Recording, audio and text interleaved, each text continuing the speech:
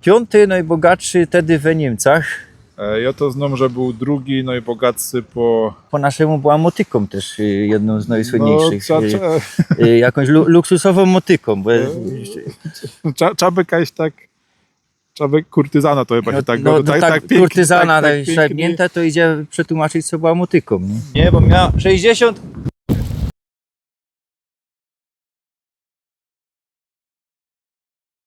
Ale tego Guida ponoć wyłączyli ze truły i... Krom tego mało, że były ananasy, ananas house był, to też były dwie biogazownie, przypominam 150 lat temu.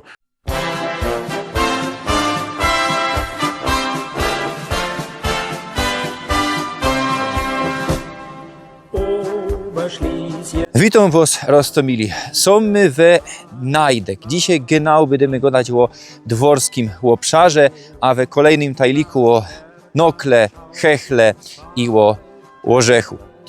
A ja Was proszę, abonirujcie mój kanał, proszę Was knefel, subskrybuj, dzwoneczek, dajcie komentarz, roztopierzejcie to i proszę też o nowy knefel wybij, co by te filmy robiły jakieś zasięgi, jeżeli też na Facebooku, Instagramie. No i proszę Was też do mojego nowego geszeftu na T-Public Śląsko-Rajza.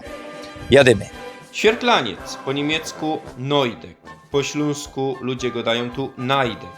Je to dziedzina i gmina we Tarnogórskim Krysie, kaj kwateruje 4250 personów. Stan na rok 2021. Pierwsze wzmianki o ogrodzie Świerklina pochodzą ze przełomu XIV i XV stulecia. Dworski areał zlikwidowali w roku 1924. Do dworskiego areału przynależały też dzisiejsze dziedziny Bizyjo i Ostrożnica.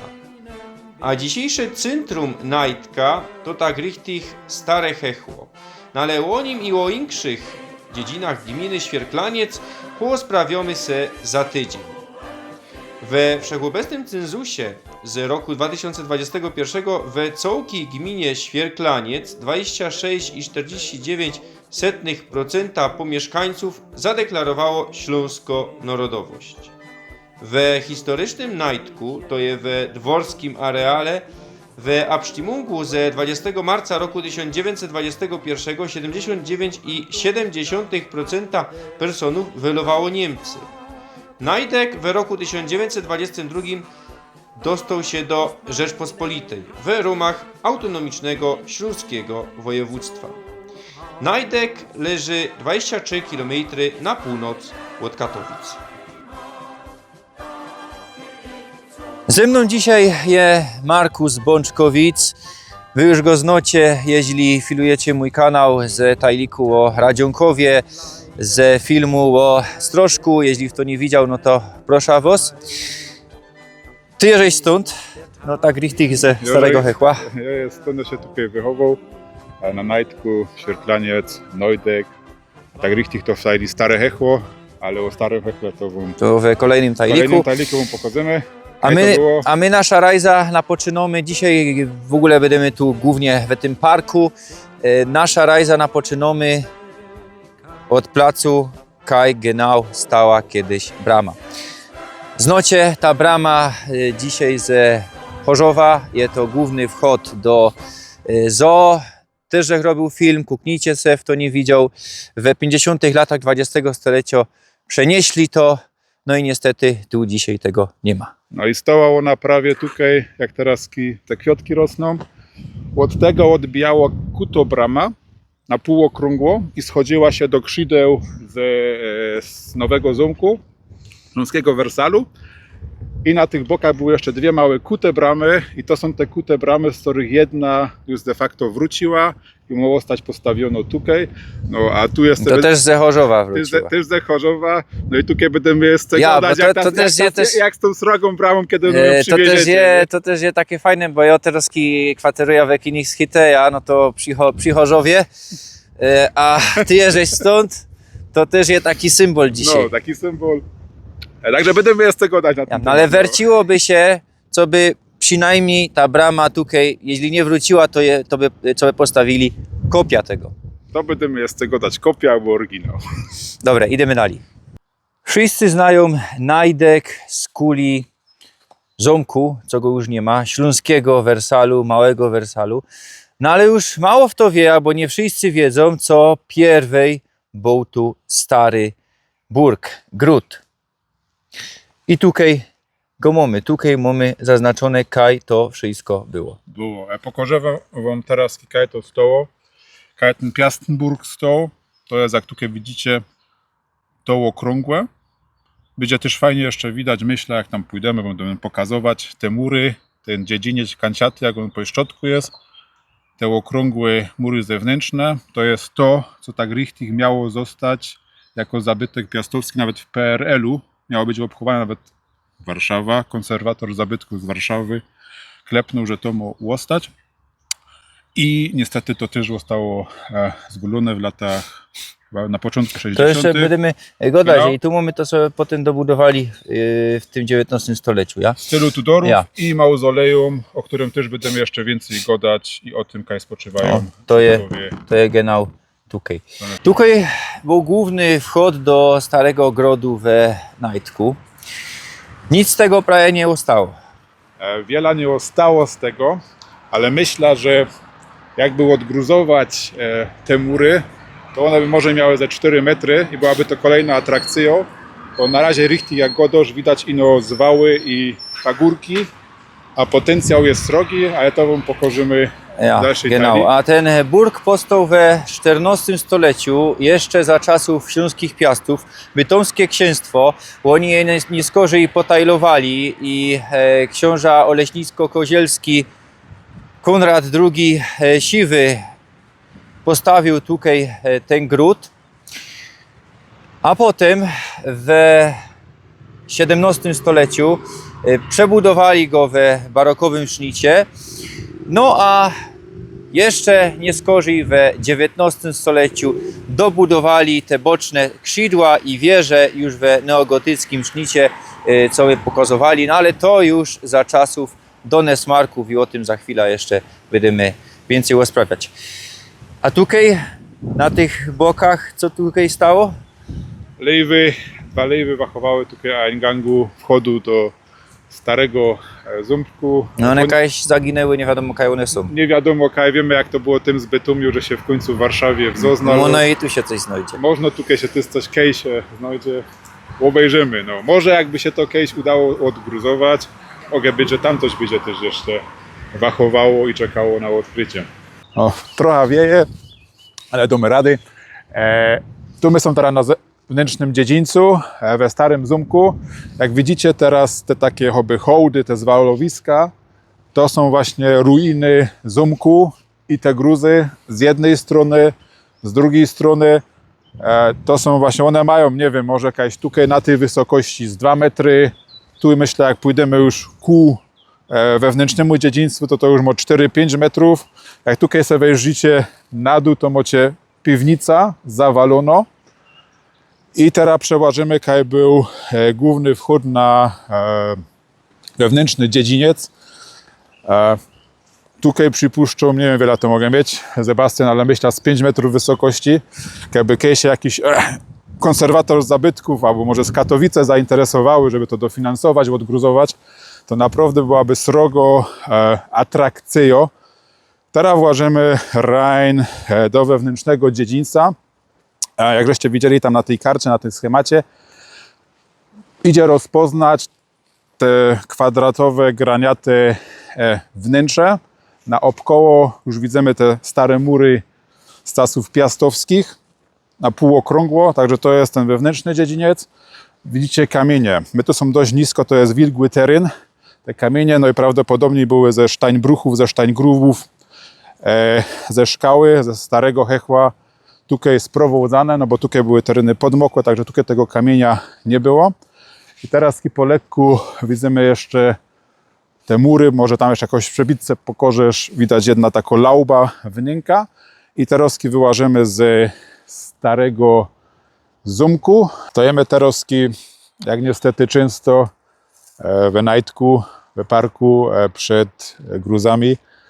Są to gruzy mauzoleum, starego mauzoleum, co było na tej Burginsli otoczoną fosą. Leżał tutaj ojciec od Guido Henkel von Donnersmarcka, Karol Łazarz, jego kobieta, żona też tam leżała i chyba początkowo też i Blanka. Miało to forma graniatu ośmiokątno. Przyszedł rok 45, przyszli Rusy i co się stało? Powywlekali te ciała właśnie tych grofów. Było tego więcej, o tym będziemy jeszcze gadać przy nowym mauzoleum. I później pojadziemy jeszcze w miejsce najstarszego pochówku i też niestety ostatniego pochówku grofów von Donnersmarków, bo te zwłoki były rozszabrowane, rozplądrowane, powynoszone. I jednej nocy farosz ze Najdka, ze Świerklańca, Marian Nowak wziął fura i właśnie pozbierał szczątki właśnie grofów i je w tajne miejsce w zbiorowej mogile pochował, żeby odzyskali w jakiś sposób swoją godność. W roku 1623 Lazarus I starszy Henkel von Donnersmarck dostał ten plac pod zastaw z kuli pożyczki, co udzielił, a 6 lat nieskorzej Lazarus II, młodszy Henkel von Donnersmarck, miał już własność. No i od wtedy ten plac stał się główną siedzibą familii Henkel von Donnersmarck, co pochodziła ze Spiszu. W roku 1671 nastąpił potajlunek familii Henkel von Donnersmarck, linio katolicko, co my go dali, Beispiel w Brynku byli, no i linio wanielicko. Tutaj oni reskirowali do roku 1945. W roku 1945 wchodzą tutaj Sowiety, wiemy, no i 70% tego grodu niszczą. W roku 1957 jest decyzja, co by wpisują to na listę zabytków, a we 60 jest decyzja, co by rozebrać te najnowsze neogotyckie krzydła, a we 61 stwierdzają, co by odbudować te ruiny, no bo to jest piastowsko-erbowizna, ja. I to jest decyzja Ministerstwa Kultury, centralne władze, a tutaj krysowy reskirunek w Tarnowskich Górach, godo co jednakoż trzeba to sprygnąć, no i tak też się dzieje. Konserwator zabytków pod koniec 1962 roku dowiaduje się, co wszystko tutaj zniszczyli, to tak richtig lokalny reskirunek kozioł, to wszystko tutaj zrównać z ziemią.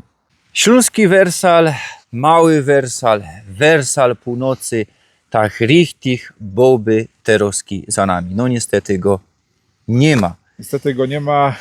Genau siedzimy tak, że za nami by się zaczynały mury właśnie z Nowego Zamku.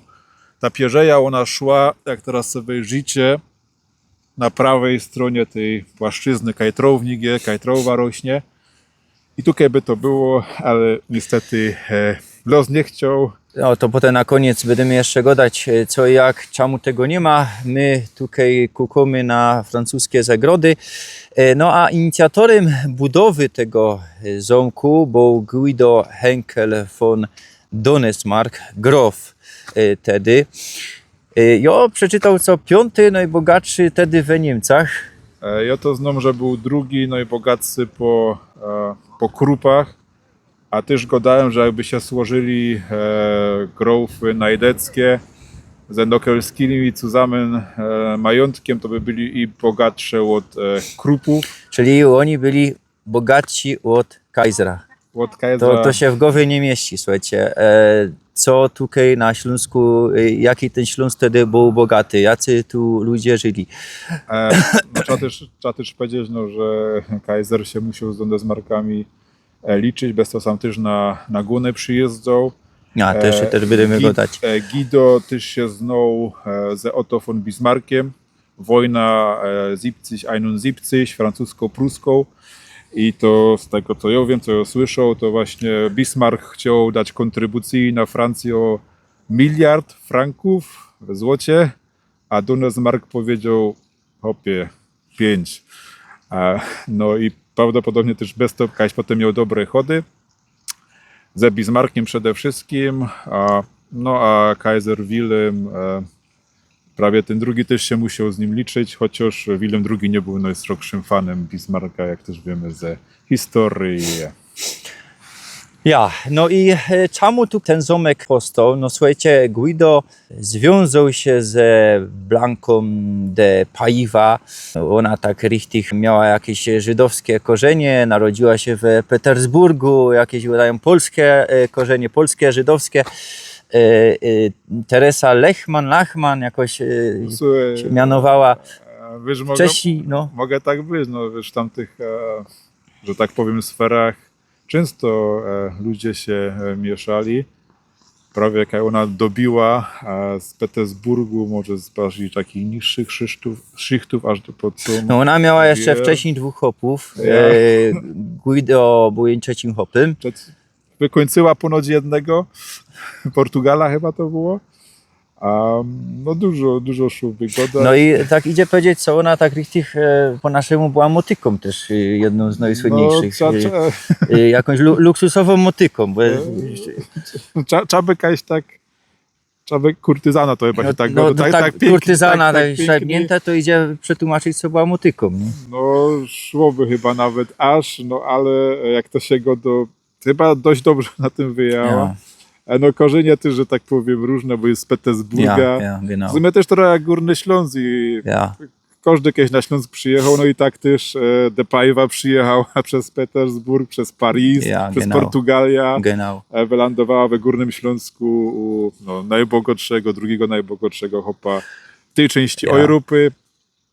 On się związał z Blanką w roku 1865 i hajtli się chyba w 71, jeśli się nie mylę. No i on jej podarował zamek we Francji, barokowy zamek i nawet chciał go tutaj przenieść do Najdka. No Blanka nie była była przyzwyczajona do luksusu i nie chciała za bardzo mieszkać w tym starym burgu. Bez to Guido na jej zlecenie dla niej wybudował ten mały Wersal.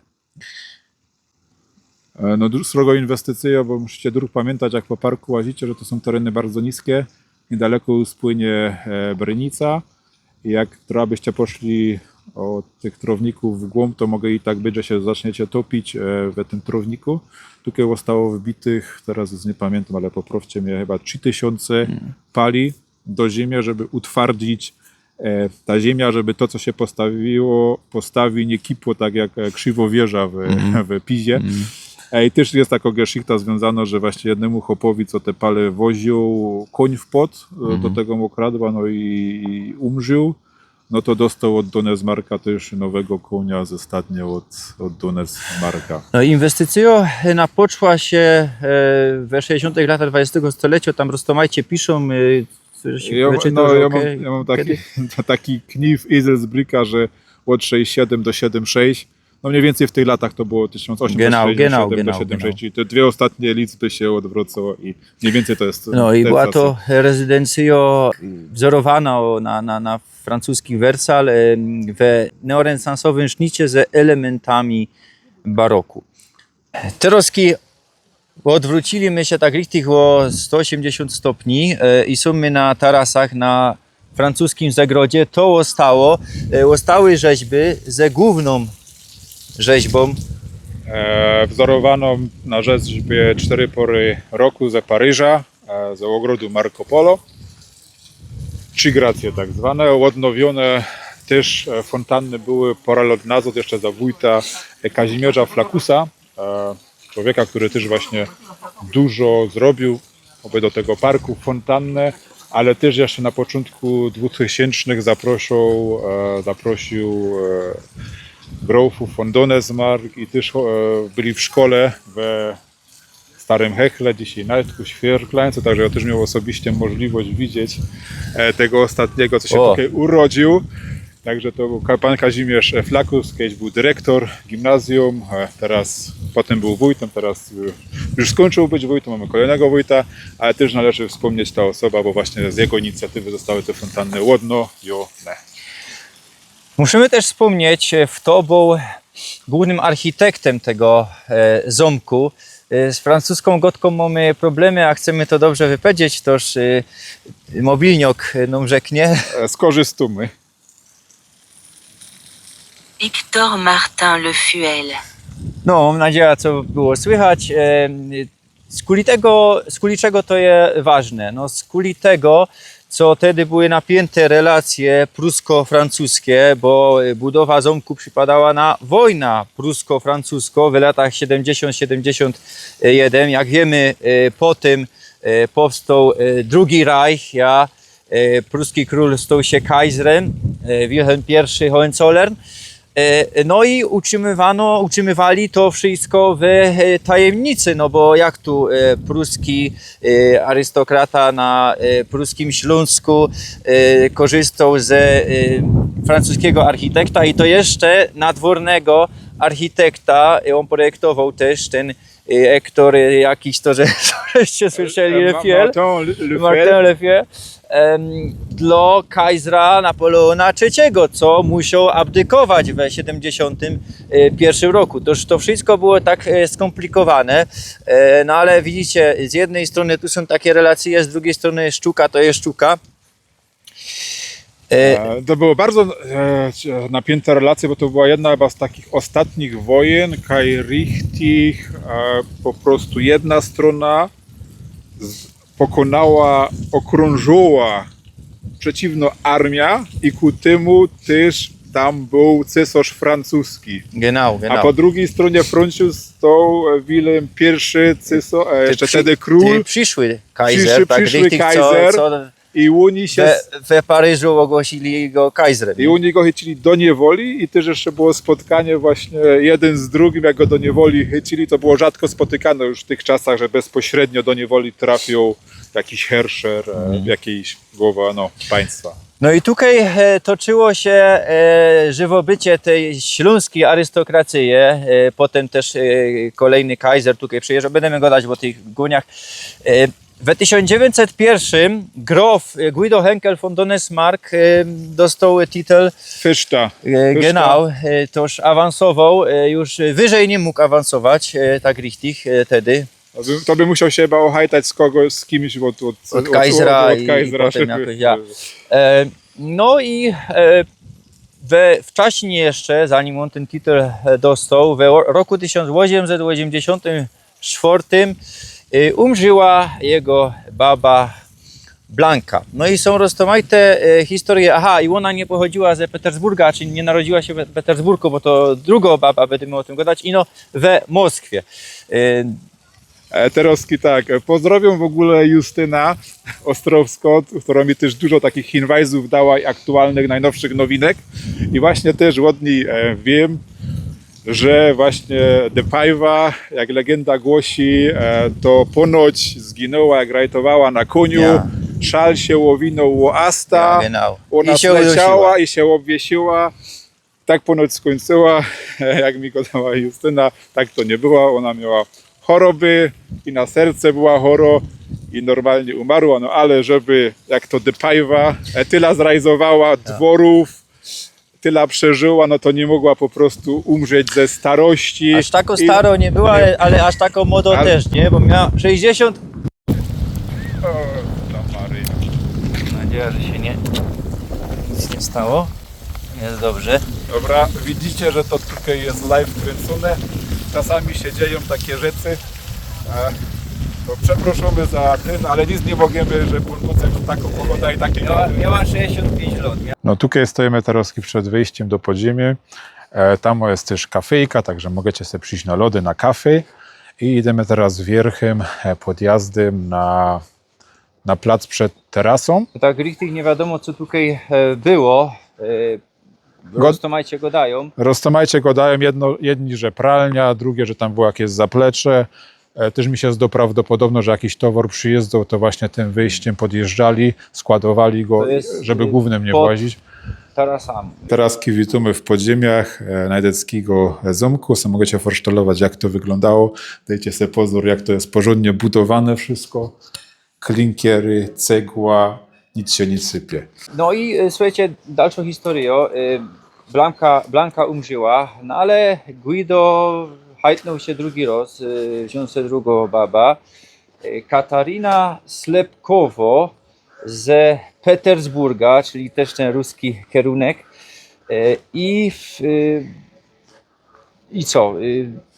W 16 roku Guido umrzył, ona go przeżyła, no i te wszystkie dobra po nim erbnął jego najstarszy syn Guidotto Henkel von Donesmark. Guidotto, wielki też w przełośląskiej kulturze. Było coś takiego właśnie, że on też wspierał ta kultura, dawał geszynki, jak ktoś się hajtał, a hajtał się po chłopsku obleczony, to dostawał geszynk od grofa. I też jak organizował festyny, to też nie jest fenomen, który w PRL-u się pojawił, że w Najtku w Porku są festyny, to już było też za grofa. No to też jak taki ktoś przyszedł, obleczony po chłopsku, to też dostawał gratis jedzenie, tam kust, wóż tu dostał. I właśnie takim sposobem między innymi wspierał ta górnośląska kultura. Też gościnią była tutaj Elizabeth Grabowski, pierwsza, najważniejsza w sumie etnografka Górnego Śląska, co spisywała historię od Górnoślązołków, też opisała Teufelsmühl, czyli Dioblina, to jest zaraz za Najtkiem. I właśnie te festyny były organizowane, jak jakiś znakomity gość przyjechał, to były festyny organizowane. I też niewykluczone, co jest standardowe przy szlachcie górnośląskiej, że oni też poradzili po śląsku, bo po prostu kindermeidle i służba we zamkach godała po śląsku, bez to czemu by mieli nie godać też po śląsku. Tym bardziej jak Guidotto prawie wspierał kultura śląsko i dbał o to, żeby te tradycje górnośląskie przetrwały. Ciężkie warunki, ale jadymy dalej. Przychodzi rok 1945. Guidotto Henkel von Donesmark się ewakuuje stąd. Co cenne, co może, to wywozi. No i przychodzą tutaj Sowiety, przychodzi front. Podpalają to, dryny robią fojerka, zamek gorą bez 3 dni. No ale potem stały jeszcze ruiny, stoły, mury, prawda? Stoły, to jeszcze w latach 50. Genau. były. No właśnie też tak było, że oni trochę wcześniej wyjechali, jak front przyszedł. Ja. To się gorało, to prawdopodobnie też się partiami gorało. No i właśnie też trzeba jakaś powiedzieć, no może trochę kontrowersyjne, jedni gadają, że ludzie to rozszabrowali. Prawda będzie taka, że to może i po jednej i po drugiej stronie Brnicy byli ludzie, ale ja bym nawet powiedział, że to ludzie uratowali. Po prostu jakby oni tego nie wzięli, to by było nie wiadomo kaj wywiezione do Rusa, a tak część po prostu tych pamiątek jeszcze kajś ludzie mają i możliwe, że przez to, że to uratowali wtedy, kiedyś to też na przykład udostępnią, była taka potrzeba. Także trzeba też kiedyś powiedzieć, że w tamtych czasach sytuacji no było to pewne formie ratowania, no bo lepiej jak to po prostu ktoś tutaj uratował i to jest w okolicy, niż to zostało kiedyś wywiezione albo rozwalone. No i w latach 1954 do 1957 rozbierali to wszystko, te mury. To Krysowo-Nacjowo Rada w Tarnowskich Górach podjęła decyzję, czyli też lokalny rozkierunek. I poszło to między innymi. No właśnie, mamy taką sytuację, jak chcemy sobie Brama obejrzeć, to musimy jechać do Chorzowa. Jak chcemy chcemy jechać zobaczyć marmury, to musimy jechać za rzekę do Dąbrowy Górniczej, do tak zwanego Pałacu Kultury Zagłębia, kaj po prostu te marmury zostały ściągnięte, częściowo pocięte i zaś wyłożone, także żeby se forsztelować, jakie to było bogactwo, jakie były marmury, no to trzeba odwiedzić Dąbrowa Górniczo. Ja, genau. No i niestety tego nie ma, choć te ruiny tutaj tak jak godomy stoły do 50 lat i to była taka atrakcja tutaj do ludzi i nawet kiedyby to się zachowało, no to już by ganz inaczej wyglądało. No i co dalej? No bo warszawioki se odbudowują, królewski zamek se odbudowali, terowski saski zamek se odbudowują. To jest kupa pieniędzy, a no tu o nasze śląskie zabytki no, nie dbają. No to jest właśnie dobre pytanie. Myślę, że wiadomo, że żyjemy w takich czasach, że dużo rzeczy jest możliwe, tylko jest pytanie, jak to ograć absolutnie godną blank o koncepcie, bo też widzę, jak odbudowywują zamki choby we Żyrowiej prywatnie i inne zamki, także to się do pytania jest teraz tego rzędu, albo inaczej powiedzieć. Też gadają, że prościej jest chałupa nowo postawić, jak wyremontować. Miejsce jest, historia jest i teraz może powiedzmy, że przyszedłby inwestor i stworzono by jakieś pawilony na tej zasadzie, że fasada by była odtworzona oryginalnie, mury technologicznie, ten budynek by był moderny, także mniejsze koszty ogrzewania, można by tam powiedzmy, nie wiem, ja absolutnie szczelę, bo się na tym nie znam, no godą o konceptach, stworzyć na przykład pawilon handlowy, może z takimi droższymi sklepami, dejmy na to, jakby to jeszcze było otwarte w niedzielę, no to ludzie by tutaj przyjeżdżali, to by się mogło utrzymać, no bo trzeba powiedzieć, że żyjemy w czasach, się tyle cudów buduje, odtworzą, i to jest w zasadzie tylko kwestia czasu, aż kiedyś ktoś przyjdzie z pomysłem i to otworzy, no bo odbudowanie 1:1 oryginału praktycznie nie ma sensu, bo to już nie będzie pierwszy oryginał, a drugie, że koszty utrzymania zawsze są droższe takiego starego budownictwa, a tak są pewne możliwości, tylko wiadomo, to by musiało tak być odtworzone, że fasada zewnętrzna byłaby oryginalgetreu, oryginalnie odwzorowana, w środku może jakiś główny hol, no a reszta zależy na co, czasami centra kongresowe, czasami choby te sklepy, coś bardziej pragmatycznego, jakieś Louis Vuitton albo i tak dalej, i so fort.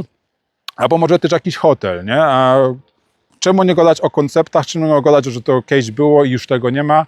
Bo naprawdę jest potencjał, jak teraz patrzę na swoja wieś, kiedyś jakby ktoś powiedział, że będziemy mieli tankstella, że będziemy mieli sklep choby taką mało Ikea, że będziemy mieli McDonalda, to by żaden w to nie uwierzył. Także myślę, że żyjemy w czasach, są możliwości i też wiemy w większych miejscowościach, jakie rzeczy są odbudowane i zrewitalizowane. Stoimy teraz, dzisiaj to wygląda jak taki mały amfiteatr na Binie. Pierwsze było to coś innego, to był taras. Bez to też tutaj stoją takie kolumny, ale tu były pierwsze zasłony i tutaj forhangi takie ozdobne i tutaj były serwowane między innymi lody i egzotyczne owoce, choby ananasy, które do nas Markowie sami na swoim terenie cichtowali. Teraz stoimy przed Kawalerhausem. Po polsku no, to na to gadają Pałac Kawalera, ale to zawsze był Kawalerhaus, albo jak po polsku to Dom Kawalera. Zostało to wybudowane w latach 1903-1906, ekstra pod Kaisera Wilhelma II, bo on jeździł tutaj na te gony, na te Kaiserjachty. Potem zobaczymy jeszcze, albo w przebitkach Denkmal, jak uszczelił 50-tysięcznego fazana. I teraz wam pokażę to od środka. Mieszkał tu też Félix Calderon, przewodniczący Komisji Mieszanej na Górnym Śląsku, co sprawy mniejszościowe regulowała pomiędzy mniejszością niemiecką, bo to była polska część Górnego Śląska, w czasach międzywojennych, no a polską. Także on tutaj mieszkał, to był Szwajcar, też z regionu wielogodkowego, jak Górny Śląsk wtedy. A teraz widzimy na spodku symbol Dunes Marków i włożymy Rhein.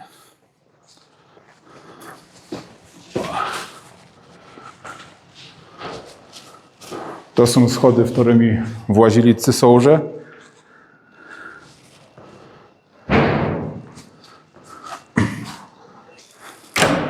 Tutaj mamy piękny hol, recepcję.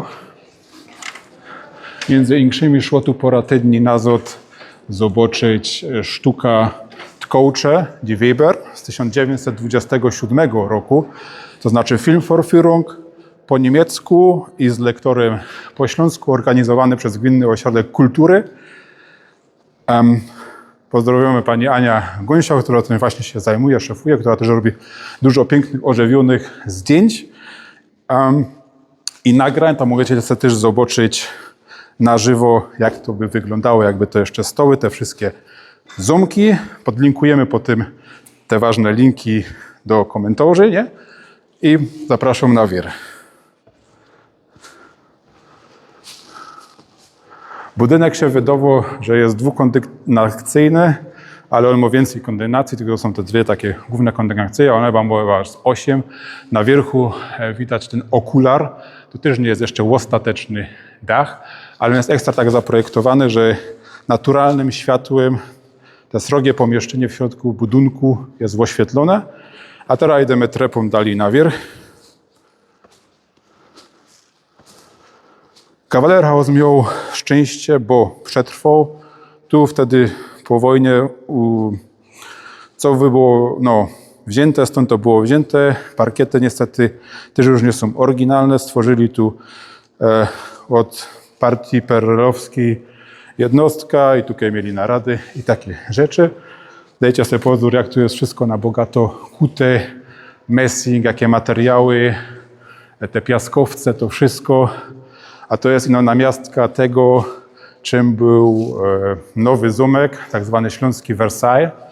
Niestety dzisiaj jest otwarte, ale jak przyjdziecie na zwiedzanie, a zwiedzanie tutaj jest co tydzień w sobota i w niedzielę, około godziny 15. Podlinkujemy to na Facebooku, żebyście genau te daty znali. To możecie sobie też pokój od Guido obejrzeć z jego obrazem. Tutaj też pomieszkiwał cesarz Wilhelm II w Kawalerhausie.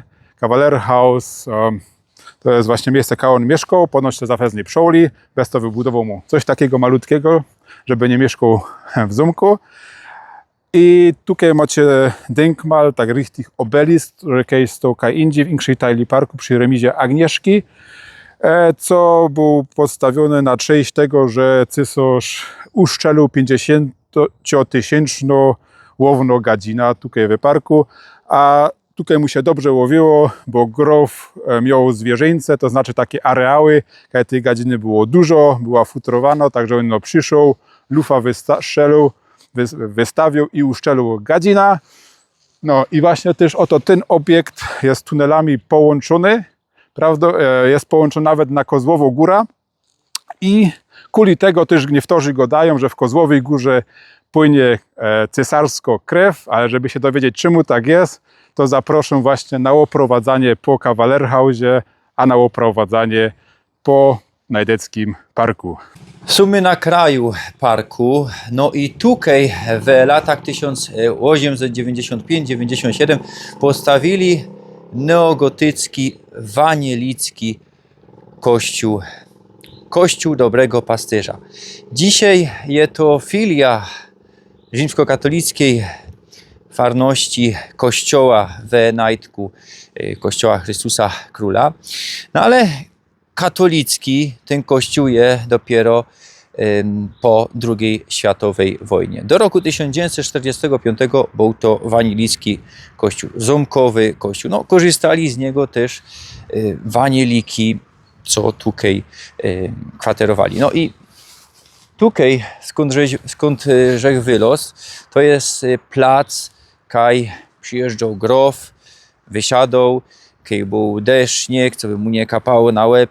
No i tam miał swój bank, siadał tam przy ołtarzu w prezbiterium.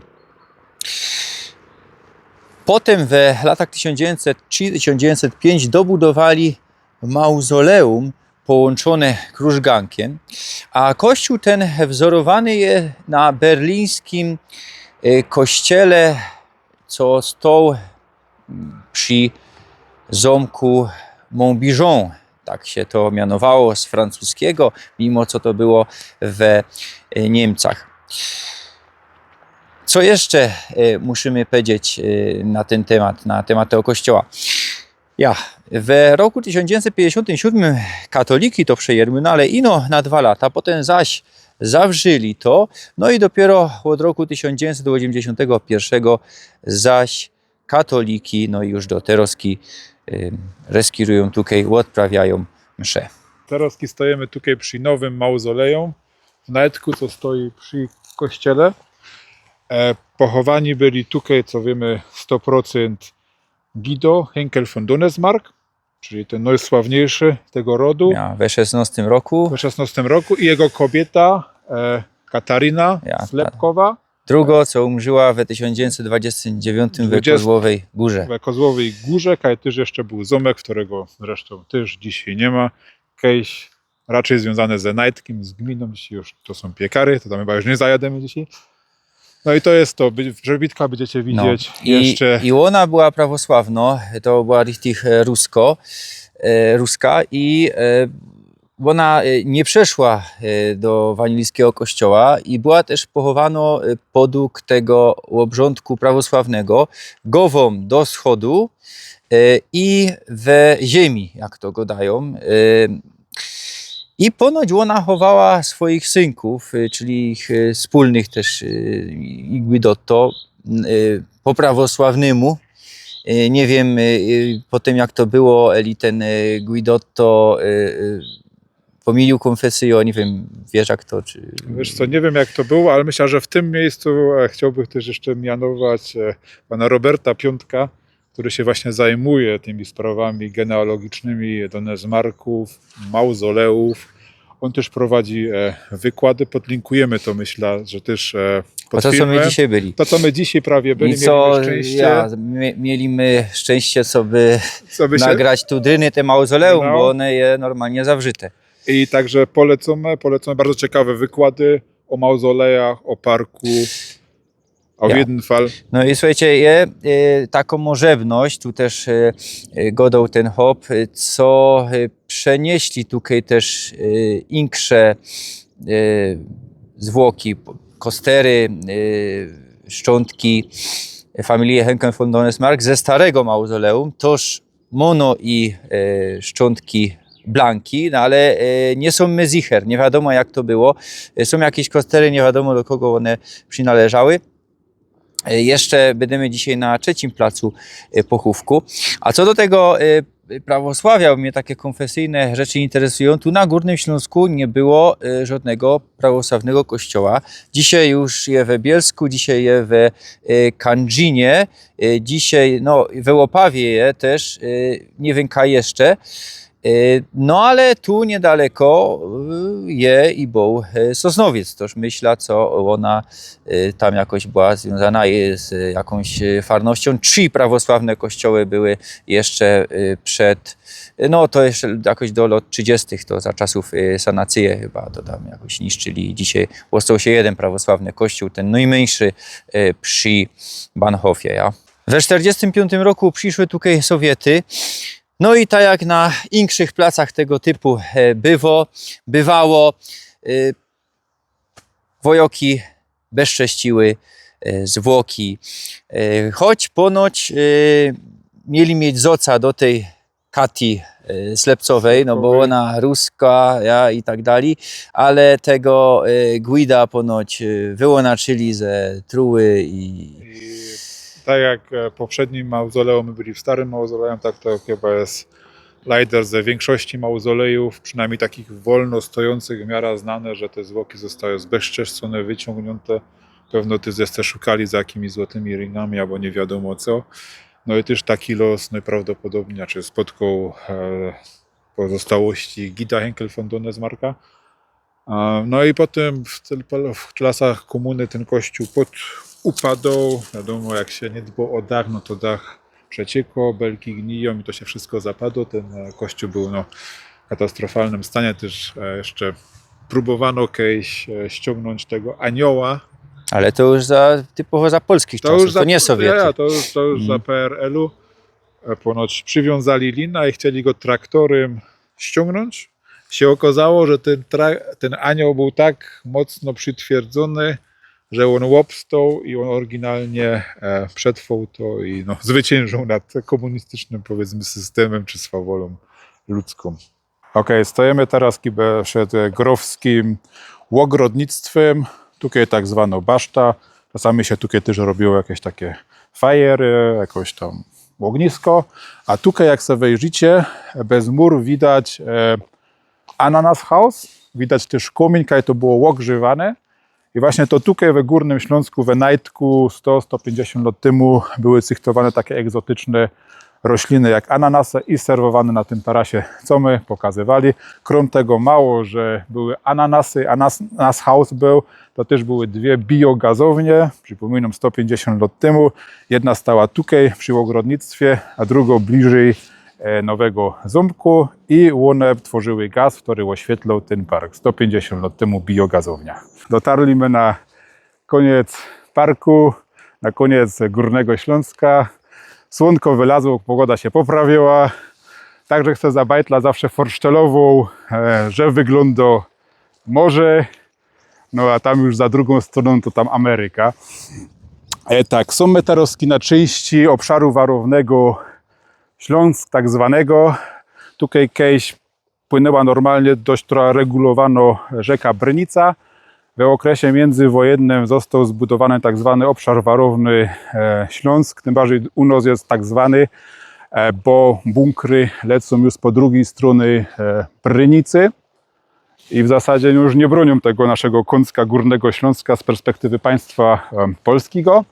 Teraz tak, warto jeszcze wspomnieć o częściach Najdka, to jest w tamtym kierunku Ostrożnica i Bizio. Na Bizyi kiedyś była granica i był też taki punkt, kiedy turystycznie się jeździło, patrzeć za granicę. To jeszcze było w PRL-u.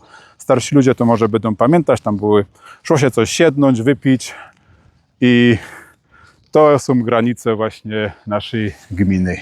Są w Najdku na Waldfriedhofie, co jest trochę dalej od parku. Jest to te trzecie miejsce, o którym wcześniej wspominał, że tam jeszcze dotremy. Miejsce pochówków rodu grafów od Donesmarków, późniejszych fyrsztów, ale też służby nie ino wanielickiego, ale też katolickiego wyznania, może nawet i żydowskiego. I teraz tak, tutaj stoi, że on jest od połowy XIX wieku, ale jak my prawie jademy z prelekcji od pana Roberta Piątka z Stowarzyszenia Mosty, już wiemy, że ten cmentarz tutaj istniał na początku XVIII wieku. Teraz wam pokażę, jaka była ta starsza część. Kaj leżą przodkowie od tych najsłynniejszych Donesmarków. Była to ta wewnętrzna. W wewnętrznej widzimy jeszcze jedna grabplata. Nie wiadomo do końca, co to jest. Może być, że to jest do przodu obalony pomnik. I to jest te miejsce, kiedy po sprofanowaniu zwłok Donesmarków po 1945 roku przewieziono ich tutaj i już wiemy, że właśnie te zwłoki zostały tutaj w zbiorowej mogile pochowane. Kaj genau jeszcze nie wiemy, ale to już tym się zajmuje Śląski Uniwersytet i to georadarami zaczynają badać i może być, że się dowiemy, kaj richti ostatecznie teraz spoczęli Donesmarkowie, Guido i jego ojciec. Na zewnątrz widzimy mury, to jest ta nowsza tajla i widzimy tutaj na tym gruzowisku kaplica według najnowszych teorii. Może być, że to była kaplica z czasów, jak protestanci się musieli chować. Nie wiemy, to jest niepotwierdzone, ale dzisiaj my się to z wykładu dowiedzieli. Także tu była jedna kaplica, a tam prawdopodobnie była druga kaplica zewnętrzna. Nie wiadomo, może to było też jakieś pomieszczenie gospodarcze. Ono tak wychodzi trochę poza obrys tych murów. No i tutaj widzicie cmentarz, o który było Stowarzyszenie Mosty. Oni odkrywają groby, chodzą po aktach i patrzą, kto tutaj leży. Już naprawdę bardzo dużo nazwisk odnaleźli, chociaż na samym cmentarzu znajdziemy jeden pomnik, a się jeszcze nazwiska zachowały. I też fajna rzecz, jak sobie wejrzycie w tamta strona, to co my już gadali przy Starym Ząbku, odgruzować i tam właśnie to stowarzyszenie już też zaczęło odgruzowywać mury i widać ten mur, jak ten kiedyś leciał. Stoimy teraz na jednym końcu Najdka, Świerklańca w granicach do 1929 roku. Musicie wiedzieć, że wtedy właśnie połączono gmina Świerklaniec administracyjna nazwa ze gminą Stare Hechło. Właśnie to jest ulica, kaj mamy szkółka, kaj mamy boisko LKS-u Unii Świerklaniec z 1920 roku. Klub prawdopodobnie wtedy się jeszcze nazywał SV Neudek i nawet w dzisiejszym wapen właśnie Ludowego Klubu Sportowego widać jeszcze farby łot grofów Dunes Marków, czyli czerwony i złoty. Jak teraz popatrzymy w tamta strona, to po lewej stronie widzimy kindergarten, gdzieś tam były klasztorne panny Boromiłuszki, dalej szpital, poczta, aż by my dojechali już teraz na wsi, mamy po prawej stronie i tankstella, i McDonalda, i na prosto wyjademy na park i to jest właśnie stały koniec Najdek do 1929 roku. Teraz są na Grofskim dworze. Tutaj mieszkała i żyła służba łot Dunes Marka w dużej części. Tutaj też były krowy, konie, piękne zdobienia widać na tych starych budynkach. Tutaj po tej stronie kiedyś stało jeszcze sypanie. Też chcę na tym miejscu jeszcze wspomnieć o panu Zbigniewie Banasiu, który właśnie kolekcjonuje wszelkie stare zdjęcia z całego Najdka. Szpero w tej historii i kant tej wiedzy, która właśnie przetrwała, to wiem też od niego. I te zdjęcia, które w internecie widzicie. No i to jest ten punkt, kiedy się na dzisiaj żegnamy z Najdka, a widzimy się za 2 tygodnie w kolejnej części o gminie Najdeckiej i Świerklanieckiej.